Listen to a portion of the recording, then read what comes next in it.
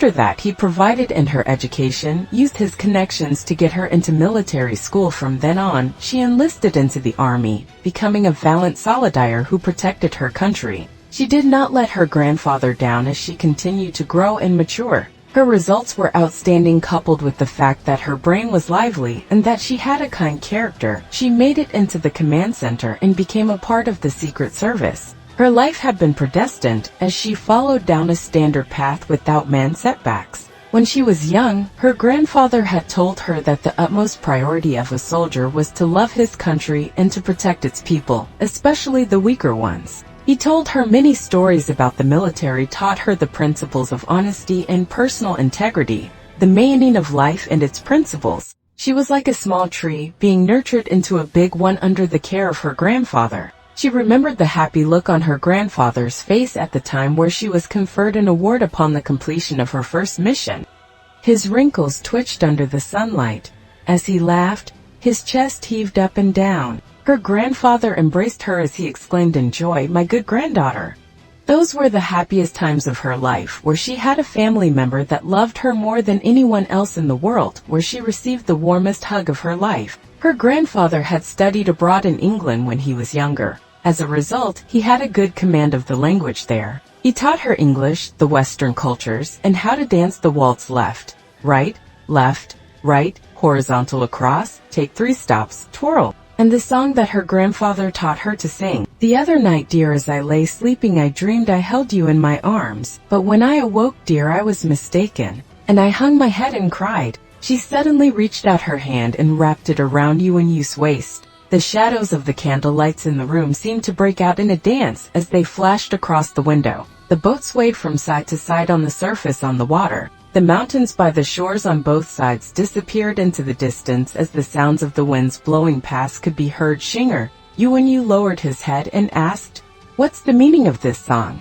Unknowingly, Xiao's face started to turn red. She lowered her head as well and remained silent. A warm breath landed on her as his chest jerked slightly. Xiao knew that he was laughing, although there was no sound. "It's nice." Yuwen stopped and looked at her. He held her hand as he continued to say while smiling, "I like it very much." His hand was big and warm as he wrapped it around her fist. She had never known that he possessed such strength.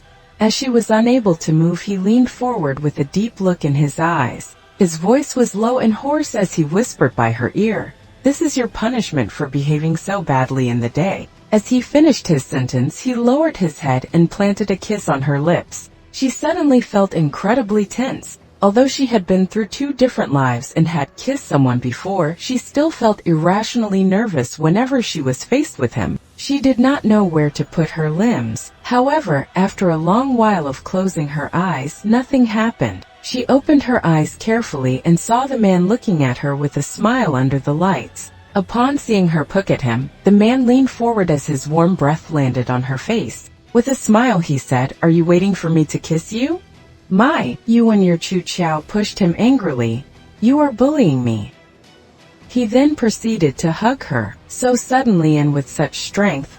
The blanket and towel on her head were completely pushed aside by the sudden momentum. He twisted her face and kissed her with all his strength and completely held her down as though he wanted to merge their bodies together. With deep breathing, his hands held her waist as their touching bodies seemed to be able to feel each other's heart beating with vigor. Once, twice, thrice. Xiao. Looking at her, he suddenly called her name. In his eyes there seemed to be an inferno. Without blinking, he firmly declared, "Marry me." Xiao was stunned. As the flames shone on his face from one side, one could only see half of his face, with the other half hidden in the shadows, looking almost like a dream. She felt like she was hallucinating, and was rather lost as to what to do. Opening her mouth, no sound came out as she did not know how to reply. Inger, looking at her quietly, he continued. She was already rather dazed as she replied, "Yes, I love you."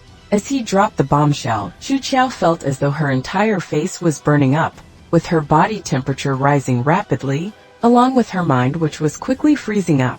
Looking at him in a daze, there was a sense of happiness rising in her heart, along with confusion. Xiao cupped her chest with her hands, as though if she did not hold her heart down, it would jump out and escape. "I have loved you for a very long time. Did you know?" he asked her casually as though they were discussing something else that was irrelevant to them, without a single tinge of hurriedness. Xiao nodded. I know. What about you? His eyes seemed so clear that focused that Xiao felt as though she was about to suffocate. Either gathering her courage, Xiao replied softly, it is the same for me. Yet he refused to accept such a vague answer, and pestered her while smiling. What is the same? Suddenly, Xiao felt that the boat was too small. Why was the room so small, so hot that she could barely breathe now? He leaned over and lifted her chin deftly. What is the same for you? I also. Xiao gripped her fist in resolve as countless scenes flashed past her mind. I also love you. I also love you. Her voice was rather soft, yet it pierced through the night and lighted up his face. He lightly kissed on her forehead and asked, when did that start? When? She did not know. Perhaps it was from their reunion at Sunset Mountains. Perhaps it was that moment when they met each other at the Lantern Festival in Xianyang. Perhaps it was when she heard the voice from the icy lake, telling her to live on, or perhaps it was long ago, from that hug in the Imperial Tomb in Hua Mountain. Or the chance encounter in Whooping City, along with their cooperation and fighting together. Perhaps it was when he saved her from Yuan Chunner's pursuit. Or even perhaps it was in that room when the stubborn teenager wiped away her tears again and again with his pure white handkerchief without even asking for permission. Just like that, he had rudely, stubbornly, and forcefully barged into her heart, without asking for her permission and without questioning if she liked it. I don't know. Xiao stretched out her hand and caressed his brow, which had furrowed together, before continuing, perhaps it was from long ago, so long ago that even I cannot remember, and it is difficult to pinpoint the exact moment. Leaning in his embrace, she lightly whispered, or perhaps everything accumulated bit by bit, such that I can no longer remember. You are so dumb. Hugging her, he suddenly smiled. Actually, I do not remember either. Yes, perhaps life was really like this. No one could tell when, but love seemed to suddenly appear and follow in your shadow. By the time you noticed it, it already became deep-rooted within you. He lowered his head and kissed her lips, face, cars, neck, and slowly he crept onto her collarbone. Xiao's body turned soft as she gave up all resistance and collapsed on him. Yuwen's body turned warmer than usual as the hand on her waist started to move up. His temperature was like a burning inferno, engulfing what was left of Xiao's senses. Kia! Xiao suddenly yelped as she felt as though the heavens had suddenly flipped. She was lifted up by someone and pressed down on the bed. Even though she was still wearing clothes, her clothes were mostly wet and wore as good as being stark naked. He looked on at her, with his brow slightly furrowed, as though he was thinking of something. Yet his gaze was overwhelmed with passion. A deep voice sounded from the side of her ear, and a pair of wet lips kissed her earlobes, sending waves of numbness down her spine. The cloth belt was deftly taken off by someone, revealing the white-colored inner clothes that were embroidered with a yellow canary. Her tender shoulders were exposed, and as his lanky fingers caressed her skin, one could see goosebumps as she trembled in a paralyzing numbness. As his hand moved to her neck, with a quick flick of his fingers, the knot on her neck was undone as the clothes dropped. Xiao was slightly taken aback, as she quickly grabbed her clothes in an attempt to cover her body, only to be faced with a wave of laughter. Embarrassed?